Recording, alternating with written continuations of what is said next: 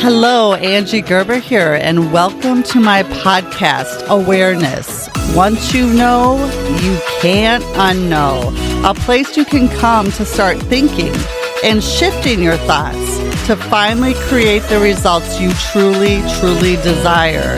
It'll shift your mindset and give you strategies to get out there and get it done. Let's get started.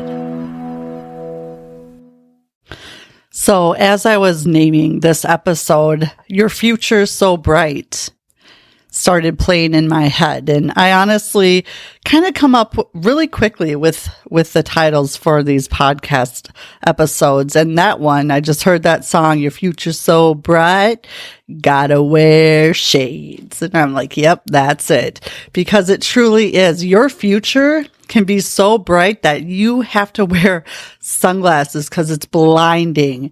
It's so beautiful and it's so worthy of you. It'll knock you over with a feather. You will just not even know what happened. And that can be any of us.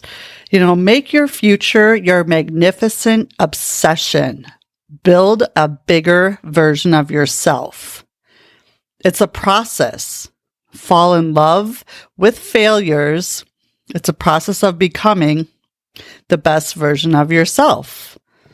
You know, we've talked about in past episodes, 1% more every day. What can you do to be bold, to be 1% more bold than you were yesterday? Or take a risk, 1% more. I mean, just 1% every day in over 30 days, 60 days, 90 days, a year. Imagine what it would look like. I was just listening to Araj Vasuki, one of Bob Proctor's students and protege. He is doing a 2-day seminar. I would look him up if you can on YouTube. He's pretty phenomenal. I love listening to him. And he's talking about the 4 pillars of success. And really, it's image, your standard, your attitude, and your discipline. And it starts with our self-image. You are never going to outperform how you think of yourself or your self-image. So do you need to start working on your self-image? What standard do you show up as? You know, standard, I remember Jack Canfield, I believe it was talking about a gentleman. His name escapes me. But his whole thing was he would only eat cake on a full moon. And he was getting an amazing, prestigious, just this award that he'd been working for years and years and years. I mean, he was in his 70s when he received this award, and it wasn't a full moon. And they actually had people dress up as a full moon with the sun and the moon, you know, like, here it is, you can have some cake. You know, so many people would be like, yeah, I deserve it. It's one time. I can have my cake and eat it too, because this is my day. Look at what I've done. And he held strong because he had a standard. Like, you know, I understand. I appreciate everyone here and you enjoy, you take part. It's not my standard. He held himself to such a high standard. He wouldn't let anyone take that away from him. And then your attitude. What attitude do you have towards yourself, towards others, towards your goals, towards things that happen throughout the day, both good and bad? You know, a leader and very successful people, they thrive and they show up at the highest level when things are going the worst or the most wrong, or they're up against just adversity and not knowing what to do. I mean, that's where you shine. So what attitude do you have when things show up? Or do you make every little thing an emergency and get completely off track and let everything go because you let the outside control what you do and how you show up? And discipline. How disciplined are you to really get what it is you want out of yourself, out of your goals, whether that be in business, in personal life, in health, in wealth, spirituality, you know, anything, relationships with your kids or your spouse, or again, people at work, all of that, it all matters. You know, success is not permanent and failure is not fatal. You can be successful today And if you don't work at it and work on your image, work on your standard, your attitude, your discipline every day, it can slip away. And failure is not fatal. Truly, if you're not failing, you're not stretching. You're not looking at the 1% where you're just going to be bold. You're going to take a risk. And if it doesn't work, the world's not going to implode. You're not going to fall over and just be no longer here. I mean, we just put such at least I did. I put such an onus on what people thought. Like I said, I was that girl in the back of the room that would barely raise my hand in school because I was so nervous and scared and anxious about giving the wrong answer. Even if the question was 2 + 2, I would hesitate because what if I said the wrong thing? What would happen then? And like Bob said, you think so many people are always thinking about you and you care so much what other people think, and most of the time they're not thinking about you. I always love that. He said that. Another thing he said, Bob Proctor, is you are the only problem you'll ever have and you are the only solution. So why not bet on yourself? Go all in that you can do whatever it is you want. Have extreme ownership, 100% ownership about what you do and how you show up. Every time you make excuses, you're working with the weakest part of you. You're at your weakest point when you show up and you make excuse after excuse after excuse. It's when you're extremely accountable that you're working with the strongest part of you. Fall in love with the process of becoming the best version of yourself. And your results will always tell you the truth. If you're not liking your results, back it up. What are you thinking? What are you obsessing on? Do you have a magnificent obsession that you have and you're building towards it in this bigger, better version of yourself, of your goals every day? Your results will tell you what you're focused on.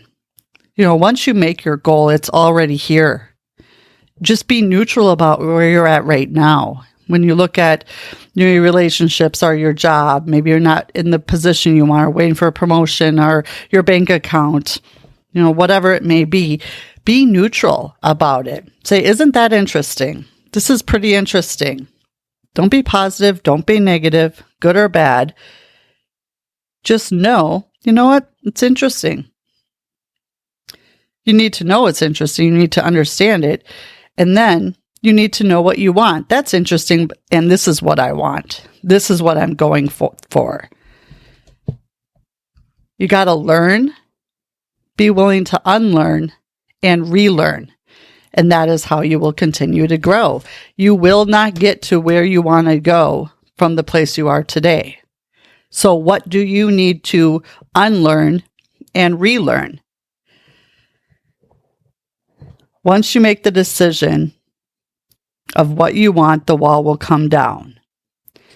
The thing is if you don't know what you want, you will remain and continue to get the same.